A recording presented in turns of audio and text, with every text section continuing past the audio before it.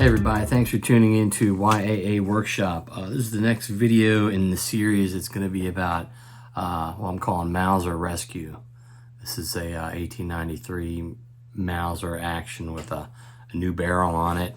I don't know if new is the right word at this point, but it's a re-barrel. I think the original rifles were 7mm Mauser. So the unknown thing was the chamber, for one. So I had it cast. I was going to try the casting process, but I decided to just go to one of our local professionals, have them do it. And this is the cast that they made. And Gunsmith says it's 308 Winchester. So you can kind of see, I try to put the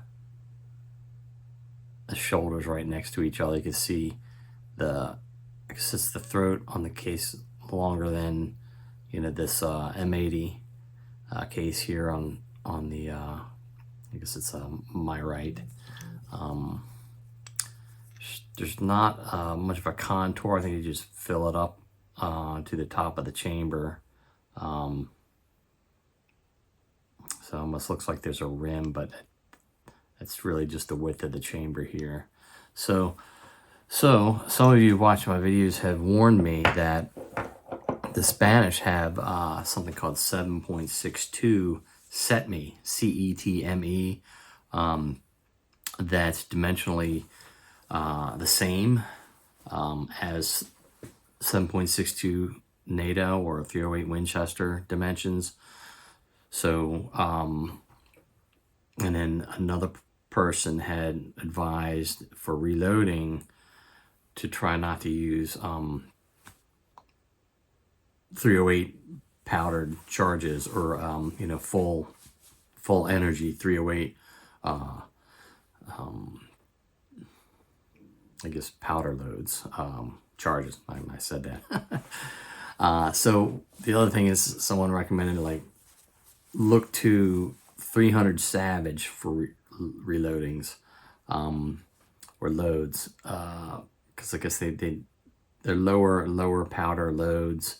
And I was thinking, well, first I thought, let's use, maybe I'll use the 125 grains or 130 grain type projectiles, maybe not develop the same kind of pressures, you know, in a 308 loading. And then I looked at some of the 300 Savage information in the one of my lineman manuals, and there's usually like 2 or 3 grains less. I kind of looked at the 4064 line, you know, for velocities and things like that, and so we'll see. That'll be maybe like a later video when I can get this into kind of rebuilt up, coated, maybe painted in new stock with, you know, and then we'll figure out what to shoot down the barrel. But looks like it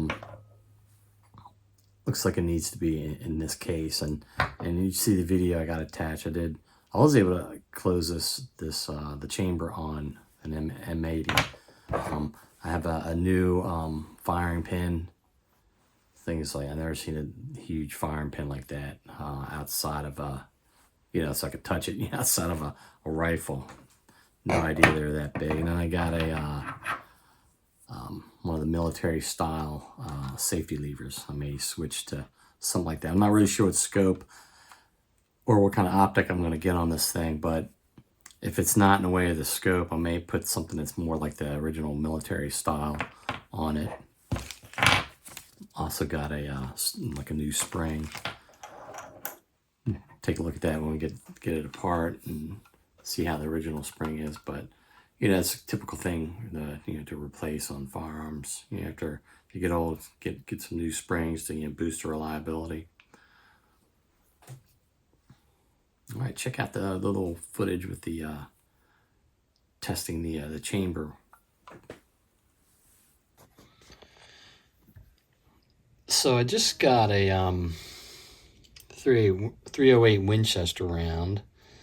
I kind of put it on the end of the bolt, put it back into the action. I think I had the barrel pointing down the table, and I just pushed it all the way forward and applied a little bit of pressure, and then bolt fully closed on it. I'd just gotten this back from the gunsmith. They did a chamber casting, and he said it was a 308 Winchester. Now, I and my friend had both tried that before, but I think it seemed to bind up and felt like it wasn't putting the proper round in the chamber. But after the gunsmith chamber casted, they were like, yep, it's 308 Winchester. I just kind of put, actually, some M80 ball in there. So I'm gonna, and keep in mind, the firing pin is broken. It doesn't protrude the bolt face, from what I understand. So I just released the bolt there, and there's the M80 ball round.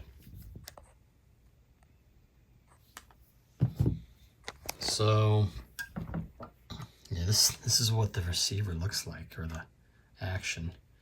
This is an old DWM Mauser, 1893 Mauser. You can see close.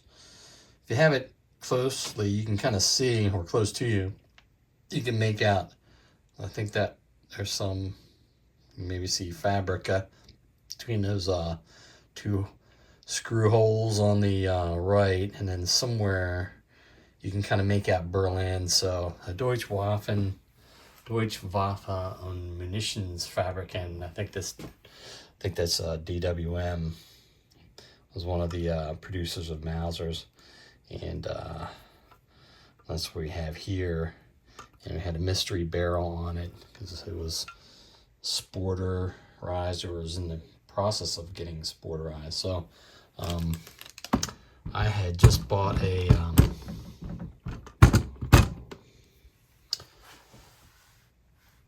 I bought another firing pin, and I got a this is sort of a an aftermarket kind of safety lever for use around scopes, I think. So I got a military one because I may not need that one to make it look a little bit more original. And I got another firing pin spring. We'll take a look at the other one when we take it apart. So the plan is to put some screws in there, or maybe some of that red Loctite, and then cover over it with some of that Duracoat. It's like body puttying. Just paint it something looks decent, and then put it in a new stock. And I was thinking about putting some kind of rail, maybe utilizing these screws to put some kind of a optic on it. Trying to use mostly what it's come with, without kind of building a whole new rifle on top of it. So we'll see how that goes. All right, I hope you enjoyed seeing kind of how I was able to put the M80 round into the chamber, and you know, close the bolt fully to verify the chamber cast dimensions. I tried that sort of freehand and get to like a certain point, and that last bit of rotation, I thought maybe I was forcing something, so I was like, so I sort of just back it out and not try it. But after the, you know, you have to, in this one you have to push it closed, under some spring pressure. So it was 308, so I thought, all right, let's just try something. And then I kind of put the barrel vertical, just kind of just gave a little more leverage to put it, or rotate the bolt down. And it wasn't a large amount more force. It's just the way I was holding it was a little bit more secure, and it worked out pretty good. I'm just kind of going through the motions here, don't have any ammunition in there. All right, thanks for watching. Stay tuned for future installments of Mauser Rescue.